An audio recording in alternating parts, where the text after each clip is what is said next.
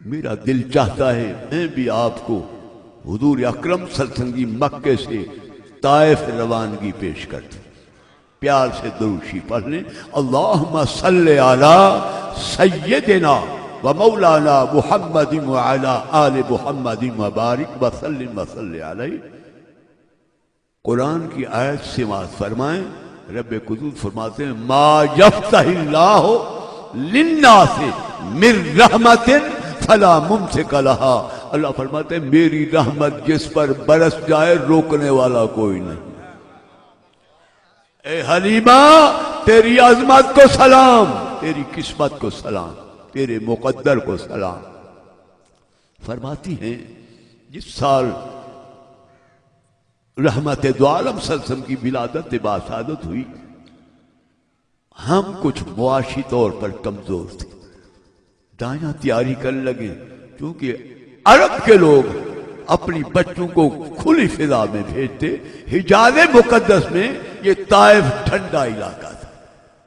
چنانچہ فرماتے ہیں کہ میں جب وہ تیاری ہوئی اور دائیوں کی، میں نے بھی شوہر سے کہا آج چلیں کوئی بچہ مل جائے گا اور پالیں گے، انعام اکرام ملے گا، گھر کی گزران ہو جائے گی. مشورہ ہو گیا. جب اور دائیاں تیاری کر کے نکلنے لگی ہم بھی ان کے ساتھ ہو لیے. ہماری سواری کمزور تھی، چلے اکٹھے لیکن آہستہ آہستہ سواری کمزور کی وجہ سے اور دائیاں مکے میں پہنچ گئیں، بچوں کو لے کر نکلنے لگی. ہم مکہ مکرمہ میں پہنچ گئے. فرماتی میں اکیلی نہیں تھی، 7 دائیاں اور بھی تھی، ہم 8 تھے. علامہ جوزی رحمۃ اللہ علیہ لکھتے ہیں جہاں علیمہ سعدیہ فرماتی ہم نے مکہ مکرمہ میں ہر دروازے پر دستک دی لیکن جواب یہ ملا کہ حلیمہ بچہ تو تھا لیکن دائیاں لے گئے. پریشان ہو گئی. اب فرماتی ہم 8 دائیں ایک جگہ پر بیٹھ گئی ذرا سکون کرنے، پھر گھر کی طرف روانہ ہوں. ان 8 میں سے میں زیادہ غریب تھی، میری شکل پر غمی کے آثار ظاہر تھے. جو پریشان ہوتا اس کا پتہ چل جاتا ہے.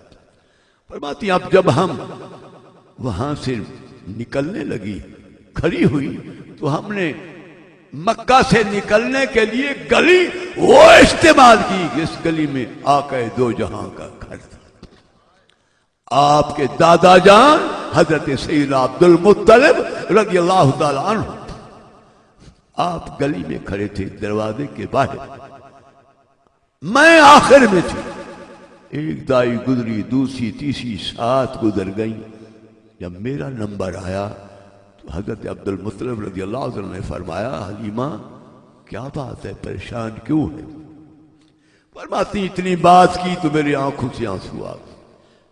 میں کہ جو خواہش حضور لے کر آئی تھی وہ پوری نہیں ہوئی، کھالی جا رہی، اس لیے پریشان. تو آپ کے دادا جان نے فرمایا حلیمہ آؤ، میرے گھر میں بھی ایک لال پیدا ہوا، دیکھو پسند کرو، اگر پسند آ جائے اس کو لے جاؤ. حضرت حلیمہ حلیم کی دائی تھی، آپ نے اکیلا جانا پسند نہ کیا، ان کو بلایا فتعالینا حتی ننظرنہ، آؤ بہنوں آؤ مل کر دیکھیں بچہ کیسا. فرماتی ہیں ہم 8 کی 8 سرکار کے دادا جان آگے، ہم پیچھے، آخر میں میں. فرماتی ہیں ہم سرکار کی حویلی میں داخل ہوئی. حلیمہ سعدیہ کا بیان ہے جس کمرے میں سرکار دو عالم صلی اللہ علیہ وسلم جلوہ آرا تھے. فرماتی ہیں نور کی شعائیں آسمان کی طرف بلند ہو رہی تھی، کمرہ عنبر المعطر تھا، خوشبو بہلا رہی تھی.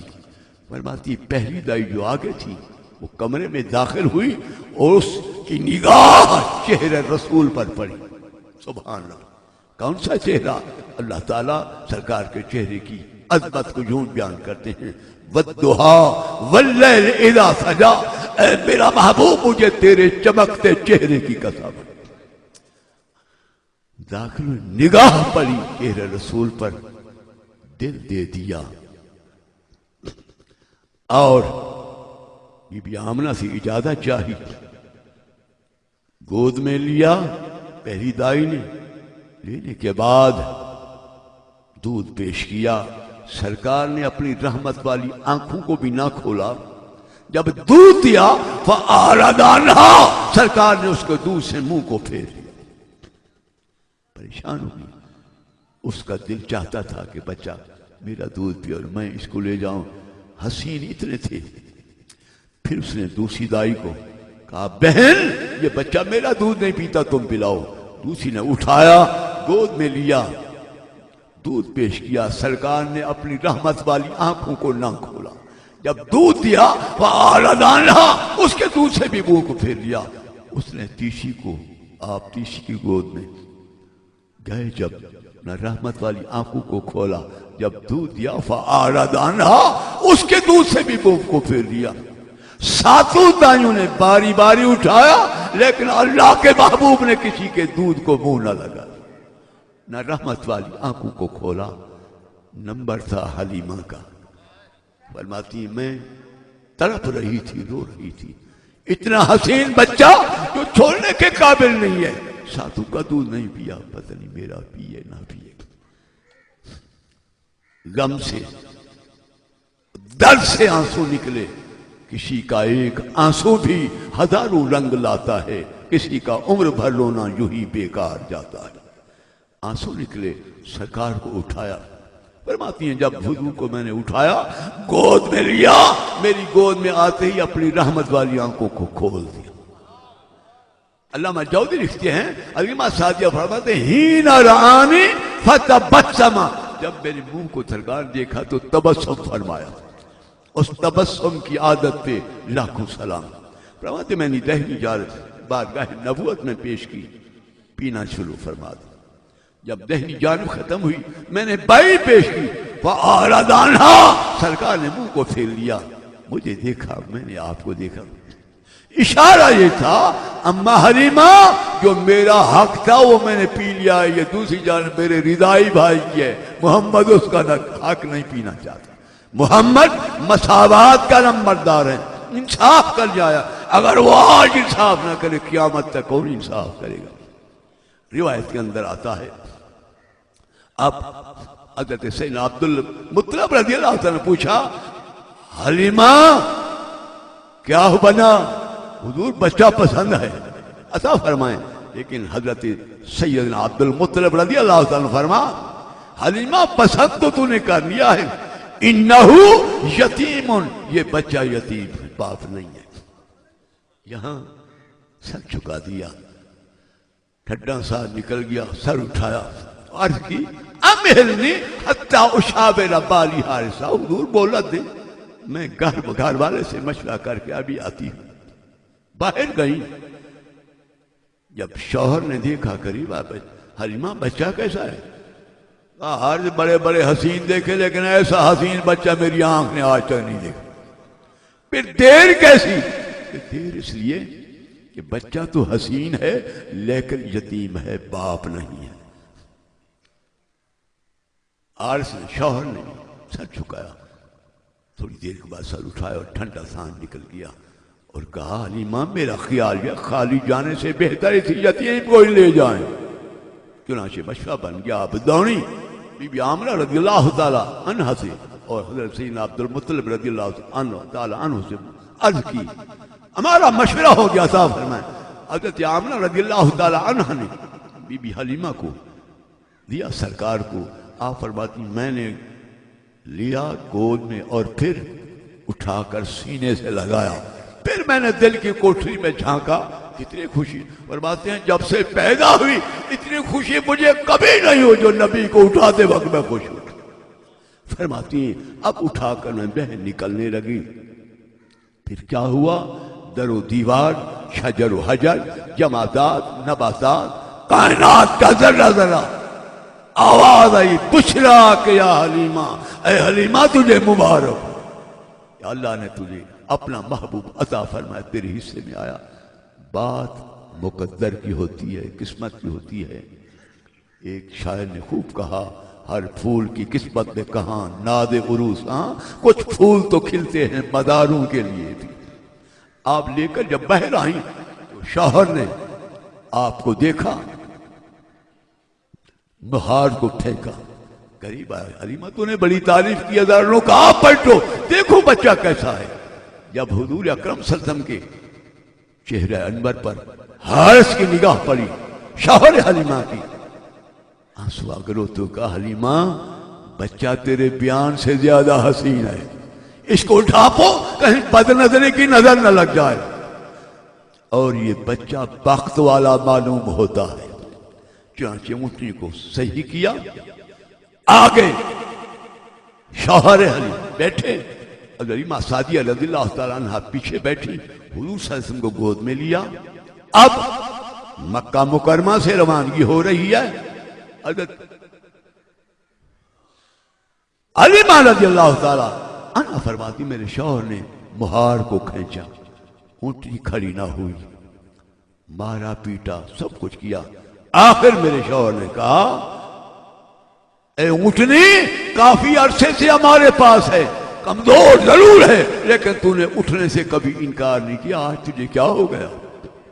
اب جو کچھ اونٹنی نے کہا، ایک شاعر نے اس کو یوں قلم بند کیا کہ بلند ہوئی اس اونٹنی کی یہ صدا، بے خبر سرکار کو آگے بٹھا۔ بلند ہوئی اس اونٹنی کی یہ صدا، بے خبر سرکار کو آگے بٹھا، جب تک آگے نہ بیٹھیں گے نبی میں قیامت تک نہ اٹھوں گی کبھی۔ اب شوہر حلیمہ نیچے اترے، کہا حلیمہ بات کچھ اور ہے، تم آگے بیٹھو میں پیچھے بیٹھتا ہوں۔ حلیمہ رضی اللہ تعالیٰ عنہ آگے بیٹھی، سرکار کو گود میں لیا، شوہر پیچھے بیٹھا۔ حلیمہ سعدیہ فرماتی جب میں نے مہار پہ ہاتھ رکھا اور اونٹنی کھڑی ہو گئی، کرنٹ پیدا ہو گیا۔ اب فرماتے ہماری روانگی، اب جب ہم چلے، جب آئے تھے پورے مکے سے کسی نے پانی نہ پوچھا، لیکن جب حضور کو لے کر چلے تو سب سے پہلا استقبال کعبۃ اللہ نے فرمایا، آواز آئی الصلاۃ والسلام علیک یا حبیب اللہ، الصلاۃ والسلام علیک یا نبی اللہ۔ فرماتی ہیں اونٹنی کی رفتار بھی بڑھ گئی، طاقت بھی آ گئی، اور ہماری عزت اور عظمت کا یہ عالم تھا جب ہم گزر رہے تھے جس راستے سے، دائیں بائیں جو پہاڑ، درخت، چرندے، پرندے جو بھی تھے درود و سلام کے گجرے پیش کر رہے تھے۔ فرماتی وہ دائیاں جو ہم سے پہلے جا چکی تھی، میری اونٹنی ان کے قریب ہو گئی، انہوں نے دیکھا حلیمہ تو آ گئی، فرماتی ہیں حتیٰ کہ میری اونٹنی ان سے بھی بڑھنے لگی۔ انہوں نے کہا حلیمہ رک جا، بات تو سن۔ فرماتی میں نے بڑی کوشش کی لیکن اونٹنی میرے قابو سے باہر ہو گئی۔ جب آگے بڑھی تو انہوں نے کہا حلیمہ ہمیں پتا ہے تیری سواری تبدیل ہے، وہ سواری نہیں اس سواری پہ تو آئی تھی۔ روتے ہوئے فرما بہنوں سواری تبدیل نہیں، سوار تبدیل ہے جس کی برکت ہے۔ فرماتی ہیں ہم گھر میں پہنچ گئے، وہ گھر جو فقر و فاقہ کا مرکز تھا، غربت افلاس موجود تھی، بکریاں تھی تھنوں میں دودھ نہیں تھا۔ جب لجپال محبوب ہمارے گھر میں آئے تو پھر اللہ کی رحمت کی برسات ہوئی، بکریوں نے زیادہ دودھ دینا شروع کر دیا، اتنا زیادہ دیا خود بھی پیتے، بچوں کو پلاتے، گھر کے برتن بھی بھرتے، ہمسایوں میں بھی تقسیم کرتے۔ ایک رات ہمسائیاں آ گئی، حلیمہ سعدیہ فرماتی میں نے پوچھا بہنوں کیسے آنا ہوا؟ انہوں نے کہا بہن حلیمہ پتا یہ کہ تو کون سے جنگل میں بکریوں کو چراتی ہے، اچھا گھاس ہے، اتنا دودھ ہے، خود بھی پیتی ہے، بچوں کو پلاتی ہے، گھر کے برتن بھی بھرتی ہے اور ہمیں بھی دیتی ہے، ہم صبح اپنا ریوڑ تیرے ریوڑ کے ساتھ لے جائیں گے، جیسے تیرا دودھ زیادہ ہمارا بھی بڑھ جائے۔ لیکن حلیمہ سعدیہ نے فرمایا بہنوں یہ جنگل اور گھاس کا کمال نہیں، یہ پنگوڑے والے کا کمال ہے۔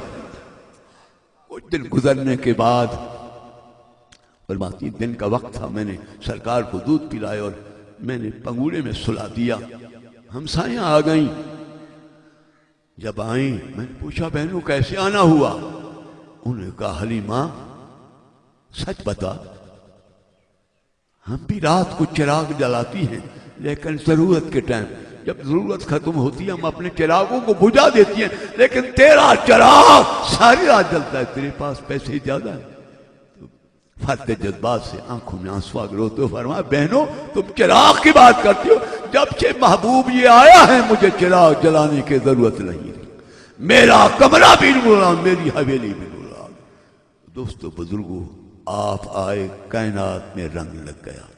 خدا گواہ ہے کہ حضور اکرم صلی اللہ علیہ وسلم کی آمد سے دنیا میں انسان تھے لیکن انسانیت نہیں تھی، میرے آقا نے آ کر انسان کو انسان کامل بنا دیا، انسانیت کو فخر ہوا تیری ذات سے، بے نور خرد کا ستارہ تھا تیرے بغیر۔